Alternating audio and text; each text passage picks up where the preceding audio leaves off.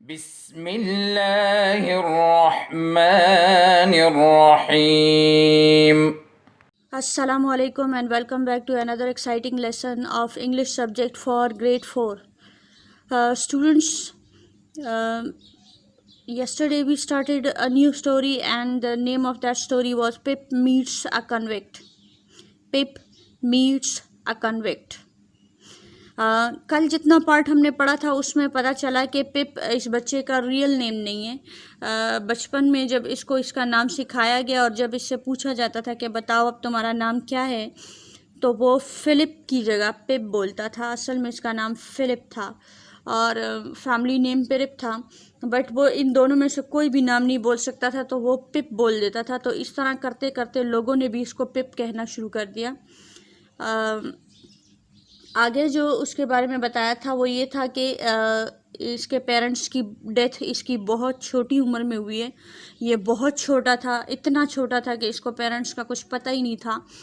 तो इसको अब अपना फैमिली नेम फादर के टॉमस्टोन से पता चला। आपको मैंने बताया कि टॉमस्टोन वो पत्थर होता है, वो कतबा सा होता है जो कि कब्र के ऊपर लगाया जाता है और उस पर जो मरने वाले का नाम और उसकी सारी डिटेल्स लिखी होती है।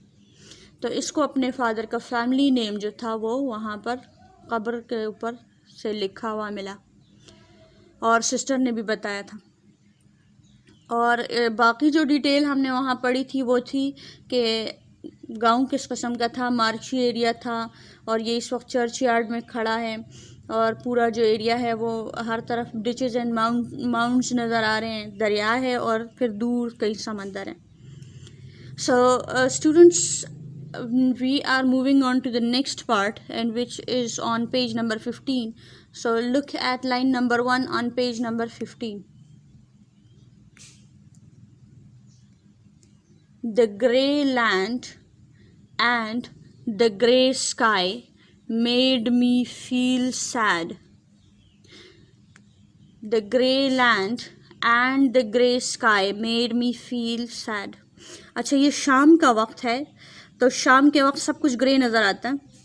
शाम के वक्त तो कलर बदलते रहते हैं ज़मीन के और आसमान के, क्योंकि रोशनी का जो कलर होता है वही रिफ्लेक्ट हो रहा होता है हर जगह। तो grey land and grey sky made me feel sad, मतलब ढलती हुई जो शाम थी वो मुझे उदास कर रही थी। शाम के वक्त अक्सर लोग बहुत उदास फील करते हैं। अच्छा, यहाँ पर मैंने आपको कल भी बताया था और आज फिर बता रही हूँ कि ये चैप्टर जितना भी हम पढ़ेंगे इसमें से हम सारे एडजेक्टिव्स को फाइंड आउट करेंगे। तो ग्रे कलर जो है वो लैंड को डिस्क्राइब कर रहा है, तो grey is adjective, grey is adjective.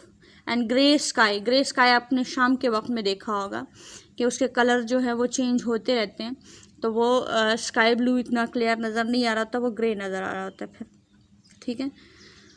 सो हर तरफ उदासी उदासी उसे फील हो रही थी। आई सडनली रियलाइज्ड, मुझे एहसास हुआ that I was an orphan, कि मैं तो यतीम हूँ। And I began to cry, I started weeping, मैंने रोना शुरू कर दिया, ठीक है।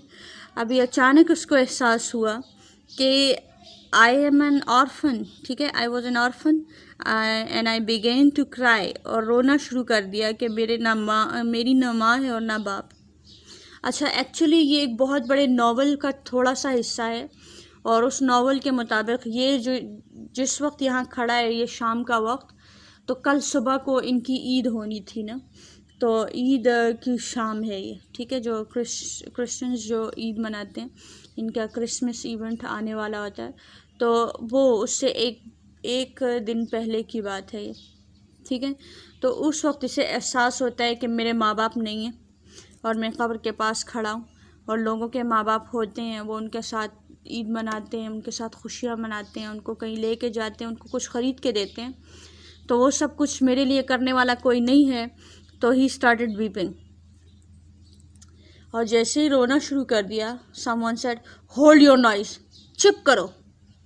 Hold your noise cried a terrible voice, कहीं से आवाज़ आई कि ये शोर बंद करो। होल्ड योर नॉइज, शोर बंद करो। टेरेबल वॉइस थी, बड़ी खौफनाक किस्म की आवाज़ आई। क्राइड मीन्स शाउटेड, कोई बहुत ऊंची आवाज़ में बोला कि होल्ड योर नॉइज, ठीक है।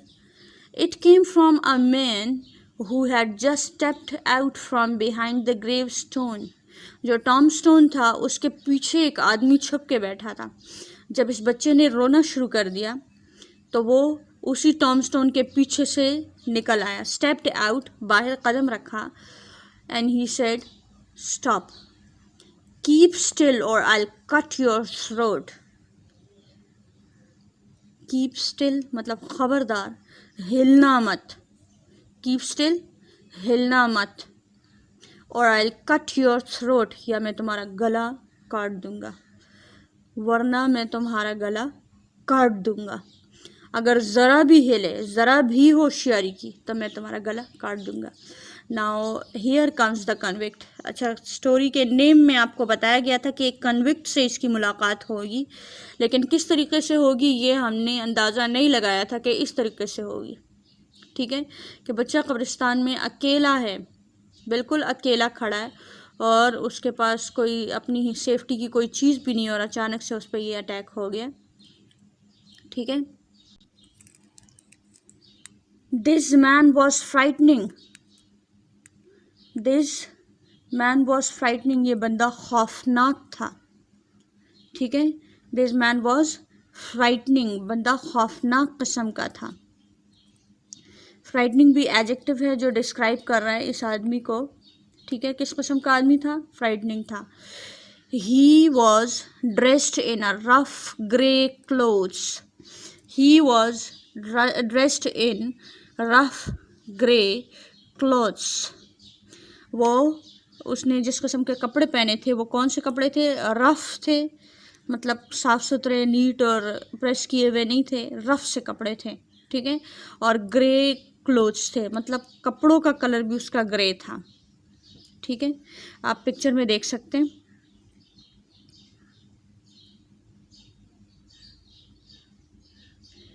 आपको अभी नज़र आ रहा होगा कि इसके कपड़े कितने रफ़ है, फटे पुराने भी हैं और गंदे भी हैं और मतलब प्रेस भी नज़र नहीं आ रहे कि किसी ने इसको प्रेस करके दिए होंगे.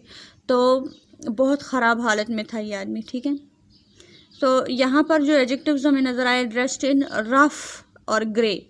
ठीक है, किस किस्म के कपड़े थे? रफ़ थे और ग्रे थे.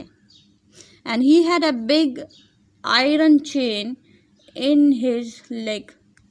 आप देख सकते हो इसके पाँव में बेड़ी है. ठीक है, जो जंजीर आपको नज़र आ रही है और ये जो कफ इसमें लगे हुए हैं, तो ये आयरन चेन है. ठीक है, आयरन चेन है, ये कन्विक्ट्स के पाँव में लगाई जाती है ताकि वो फरार ना हो सके. लेकिन ये जो कन्विक्ट था ये कुछ ज़्यादा ही होशियार था, ये आयरन चेन समेत भागा है. शायद जेल से भागते वक्त इसको इतना मौका नहीं मिला कि वो इस आयरन चेन को या उतार के फेंक सके या खोल सके, या इसे इसकी चाबी नहीं मिली, कुछ हुआ होगा जिसकी वजह से ये इसको उतार के फेंक नहीं सका. So he had a big iron chain. किस किस्म की आयरन चेन थी? किस किस्म की आयरन चेन थी? It was big. Big is an adjective. Big adjective. Iron chain. अच्छा, चेन कौन सी थी? आयरन से बनी हुई थी, तो आयरन चेन. आपने पहले एक स्टोरी पढ़ी थी वुडन बाउल, तो वुडन भी एडजेक्टिव था जो बाउल को डिस्क्राइब कर रहा था कि किस किस्म का बाउल है? वुडन बाउल है. ठीक है, तो यहाँ पर big iron chain on his leg, big भी एडजेक्टिव है और आयरन चेन, आयरन भी एडजेक्टिव है. ठीक है, आयरन वैसे नेम है लेकिन यहाँ ये चेन को डिस्क्राइब कर रहा है तो इसलिए वो एडजेक्टिव बन गया. ठीक है, he was an escaped convict. भागा हुआ मुजरिम था, जेल से भागा हुआ. एस्केप्ड फरार शुदा, भागा हुआ. एस्केप्ड रन अवे कन्विक्ट, जेल से भागा हुआ कन्विक्ट था. एस्केप्ड भी एडजेक्टिव है क्योंकि वो कन्विक्ट को डिस्क्राइब कर रहा है कि किस किस्म का कन्विक्ट था, वो जेल से भागा हुआ कन्विक्ट था. His shoes were broken. His shoes were broken. उसके शूज़ जो थे वो ब्रोकन थे. You can see that. ये जो इसका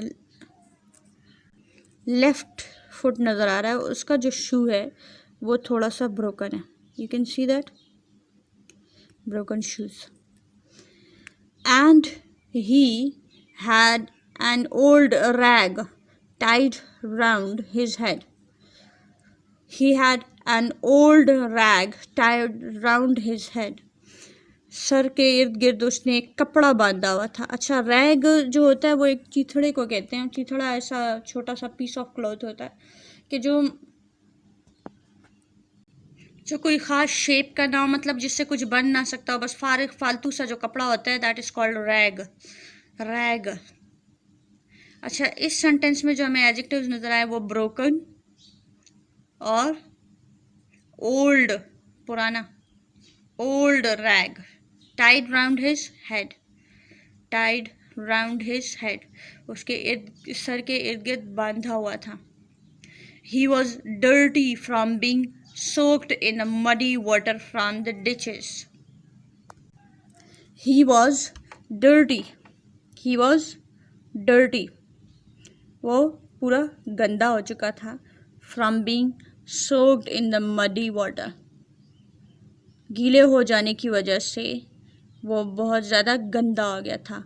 कीचड़ वाला पानी, आपको बताया था मैंने, जो मार्शेस होते हैं उसका जो पानी होता है वो कीचड़ वाला पानी होता है, साफ़ पानी नहीं होता. हाँ, आपको याद दिला दूँ, मार्शेस इसका कहते हैं. जो मार्शेस में भागते भागते वो आया है तो सारा कीचड़ की वजह से वो गंदा हो चुका था और गीला भी. सोक्ड गीले को कहते हैं. सोक्ड गीले हो जाने को कहते हैं. From being soaked, he was dirty from being soaked in the muddy water. कीचड़ वाले पानी से गीले और गीले होने की वजह से वो गंदा हो चुका था. He was covered in scratches from nettles and stones. He was covered in scratches from nettle and stones.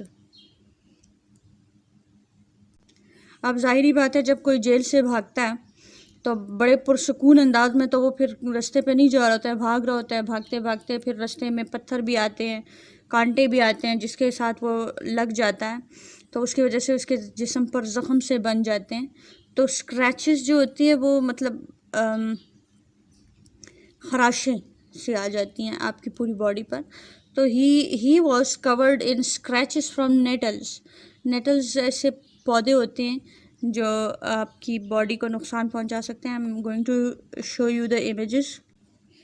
अब इस हैंड पर आपको स्क्रैचेस नज़र आ रही होंगी. You can see the scratches on this hand. यकीनन इस हाथ को भी काफ़ी दर्द हुआ होगा जब ये स्क्रैचेस इस पे आई होंगी. And these are nettles.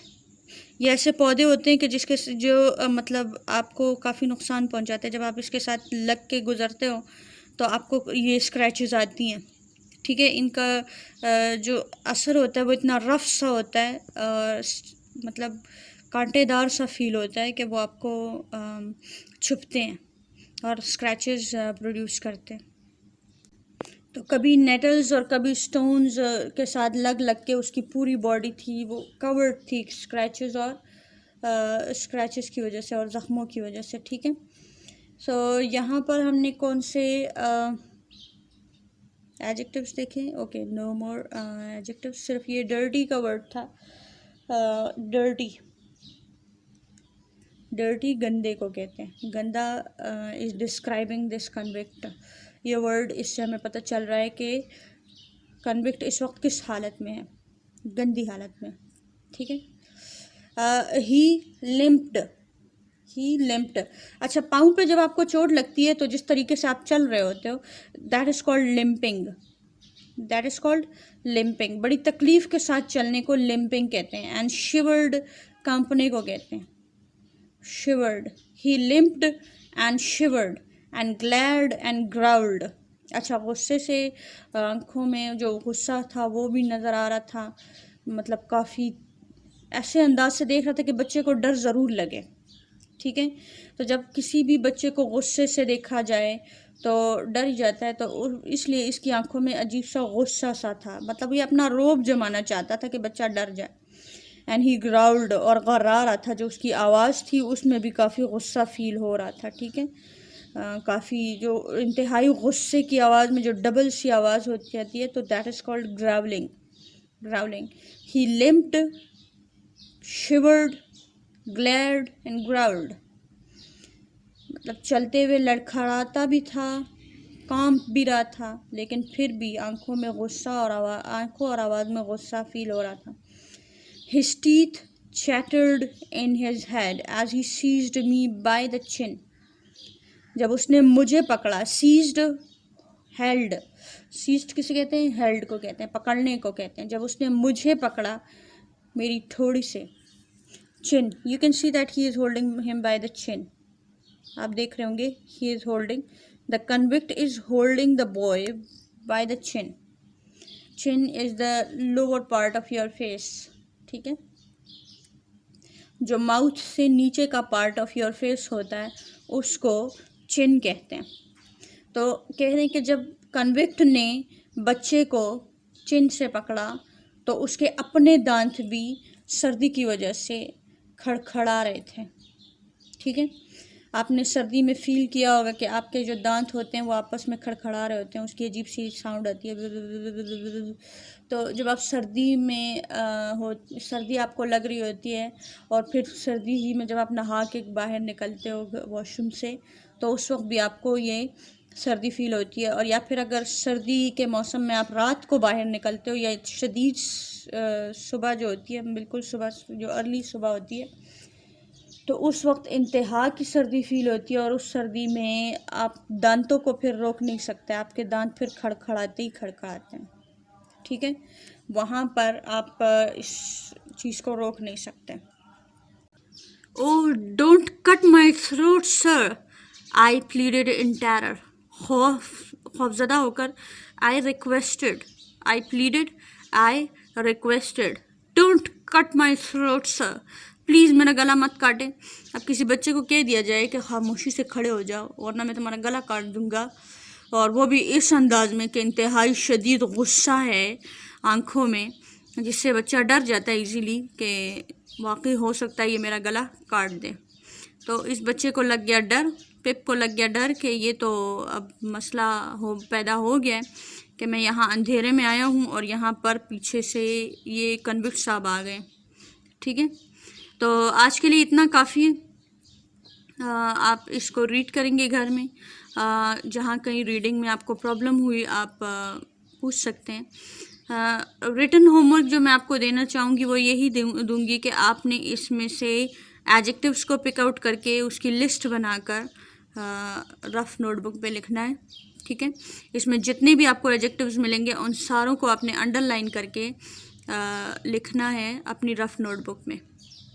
मैं एक बार फिर इस लेसन को, जिस पार्ट को हमने आज पढ़ा है, उसको रीड करने लगी हूँ। So listen carefully. The grey land and the grey sky made me feel sad. I suddenly realized that I was an orphan, and I began to cry. Hold your noise, cried a terrible voice. It came from a man who had just stepped out from behind a gravestone. Keep still, or I'll cut your throat. This man was frightening. He was dressed in rough grey clothes, and he had a big iron chain on his leg. He was an escaped convict. His shoes were broken, and he had an old rag tied round his head. He was dirty from being soaked in muddy water from the ditches. He was covered in scratches from nettles and stones. He limped and shivered and glared and growled. His teeth chattered in his head as he seized me by the chin. Oh, don't cut my throat, sir, I pleaded in terror. So, आज के लिए इतना काफ़ी है. I hope you enjoyed. आज के lesson में यकीनन बहुत सस्पेंस क्रिएट हो गया है और ये सस्पेंस इंशाल्लाह हम कल ख़त्म करेंगे। आज के लिए इतना काफ़ी है। Have a nice day. अल्लाह हाफिज़। اللهم انفعنا بما علمتنا وعلمنا ما ينفعنا وزدنا علما.